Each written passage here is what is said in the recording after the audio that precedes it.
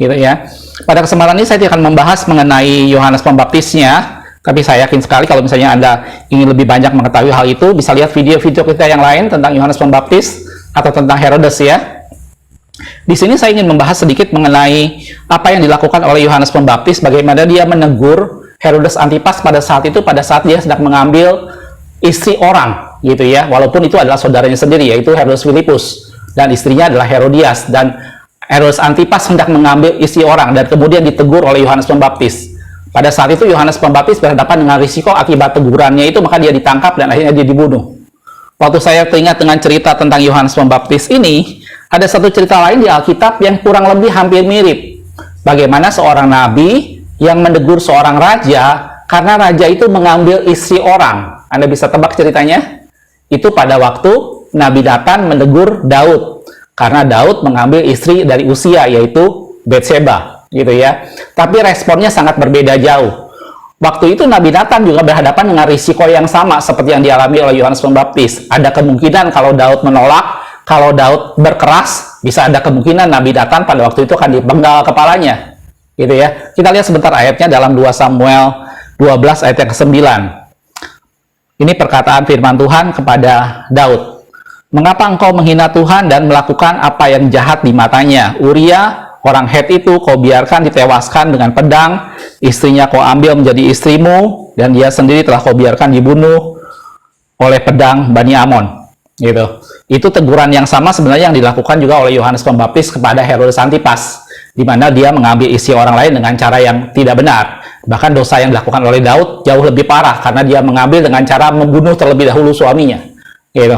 Tapi di sini saya melihat bagaimana seorang yang menyampaikan suatu teguran kepada orang yang berkuasa dengan segala risiko yang ada. Tapi itulah tujuan dari sebuah teguran. Di sini kita belajar mengenai hal menegur dan merelakan diri untuk ditegur. Gitu ya.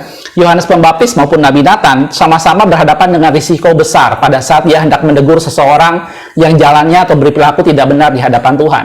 Mereka berhadapan dengan risiko yang sama di mana bisa dipenggal atau tidak.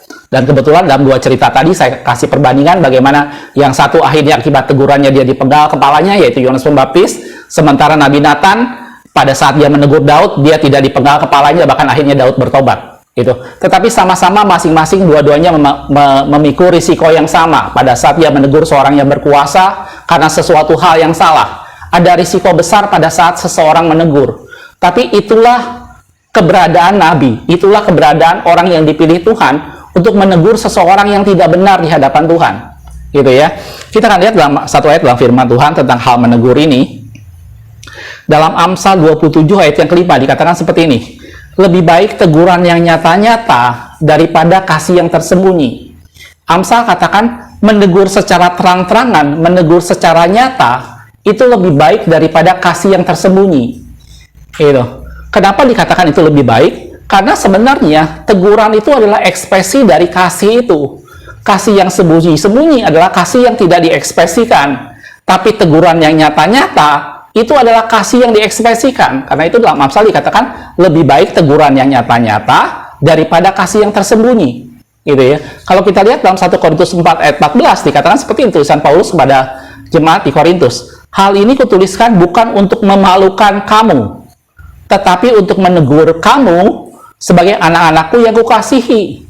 Karena Paulus mengasihi umatnya, karena Paulus mengasihi jemaat di Korintus, maka Paulus menegur dia.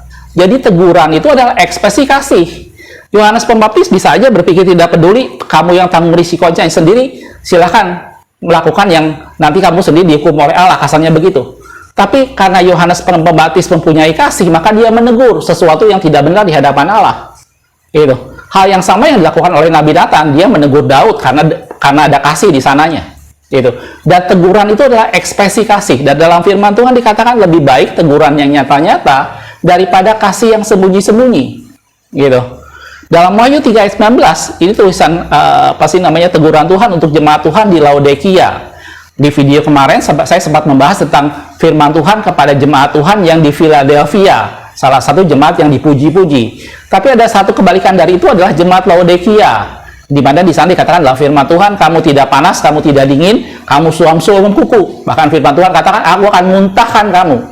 Tapi dalam ayat yang ke-19 di Wahyu 3 dikatakan, barang siapa kukasihi, ia kutegur dan kuhajar.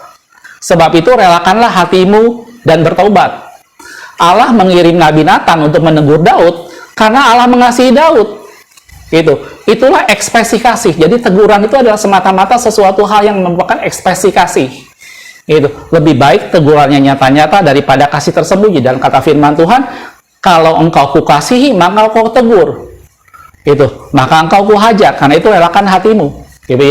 Dalam 2 Tesalonika 3 ayat 15 dikatakan, tetapi janganlah anggap dia sebagai musuh. Ini bagaimana cara kita menegurnya. Tetapi tegurlah dia sebagai seorang saudara. Jadi itulah gunanya kenapa kita harus menegur. Kadang-kadang kita sungkan menegur seseorang pada saat kita tahu ada sesuatu hal yang tidak benar. Apalagi kalau misalnya kita dalam sebuah keluarga seperti biasa, kita saling menegur satu dengan yang lain, saling mengkoreksi, itu sesuatu hal yang baik. Malah itu sesuatu hal yang menunjukkan bahwa kita peduli, kita mengasihi. Karena itu kita menegurnya. Karena itu kita mengkoreksinya. Dan itu yang dilakukan oleh nabi-nabi Tuhan tadi. Walaupun dengan segala risikonya. Ada orang yang dengan keras menolak sebuah teguran, tapi ada orang yang dengan rela hati menerima teguran itu. Tapi yang paling penting kita harus tahu bahwa pada saat kita menegur seseorang, tegurlah dengan kasih. Dan kita harus melihat bahwa teguran itu adalah ekspresi kasih daripada kasih yang sembunyi-sembunyi. Lebih baik teguran yang nyata-nyata. Dan firman Tuhan katakan, barang siapa kukasihi, dia akan kutegur. Dalam Amsal 6 ayat 23 dikatakan seperti ini. Karena perintah itu pelita. Dan ajaran itu cahaya. Lanjutannya, dan teguran yang mendidik itu jalan kehidupan. Itulah kenapa kita perlu menegur. Kenapa kita perlu ada sesuatu yang tidak benar yang kita harus tegur. Supaya apa? Supaya orang yang kita tegur, dia kembali ke jalan yang benar. Dia kembali dari kesalahannya, dia bisa mengoreksi dirinya. Ada risiko, ada konsekuensi yang kita akan alami apabila kita menegur seseorang. Dia bisa menerimanya dengan sukacita, atau dia bisa menolaknya malah membenci kita. Tapi yang pasti kita harus mendasari semuanya dengan kasih. Kita menegur bukan karena kita membencinya, kita menegur bukan karena kita menganggap musuh, kita menegur karena kita mengasihi. Karena dalam firman Tuhan, lebih baik tegurannya nyata-nyata. Jadikan teguran itu sebagai ekspresi kasih kita kepada seseorang. Sebagaimana Allah mengasihi kita dan Allah menegur dan mendidik kita. Sebagaimana Paulus katakan, bukan untuk memalukan kamu, tetapi untuk menunjukkan bahwa aku mengasihi Tuhan di Korintus, kata Paulus seperti itu. Nah, ini yang pertama tentang hal menegur. Bagaimana kita menegur seseorang, bagaimana kita menegur orang-orang yang kita kasih di sekitar kita. Tentang sesuatu hal yang tidak berkenan, tentang sesuatu hal yang tidak benar di hadapan Tuhan. Itu dengan segala risikonya tentunya. Nah, sekarang sisi yang kedua yang saya mau bicarakan di sini tentang bagaimana sikap kita menerima sebuah teguran.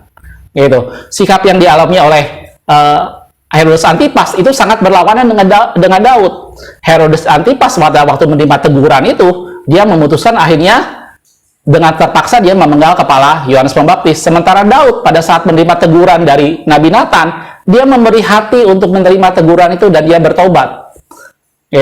Nah, sekarang apa yang harus kita lakukan sih sebenarnya tentang untuk menerima teguran? Bagaimana kita merelakan hati kita menerima sebuah teguran?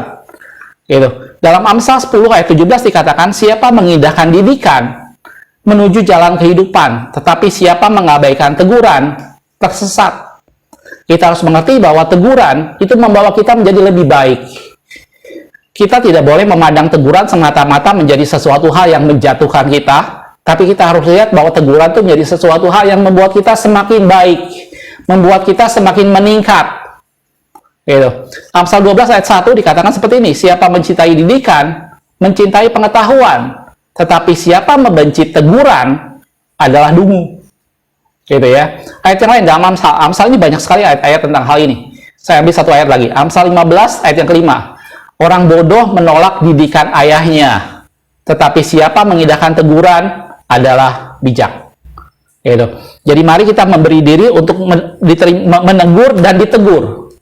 Ada sesuatu yang tidak benar, maka kita relakan diri kita untuk ditegur oleh orang lain, ditegur oleh saudara kita. Kita melihat sesuatu yang tidak benar, mari kita menegur juga dengan kasih.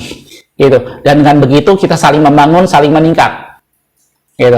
Itu yang ingin kita lihat sama-sama dari cerita tentang Yohanes Pembaptis. Itu gambaran tentang seorang yang dengan berani menegur sesuatu yang salah dengan segala risikonya. Dan itu seperti yang dilakukan oleh Nabi Nathan tadi.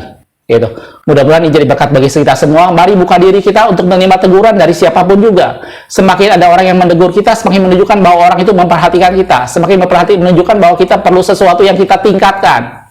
Dan kebalikannya, pada saat kita melihat sesuatu yang nggak benar, tegurlah dengan kasih. Jangan anggap sebagai musuh, tetapi tegurlah untuk semata-mata menjadi ekspresi bahwa kita memperhatikan, kita mengasihi dia. Makasih sudah menonton. Kita ketemu di video berita berikutnya. Aku melihat, aku memandang, aku memperhatikan, dan menarik satu pelajaran di dalamnya. Tuhan Yesus memberkati.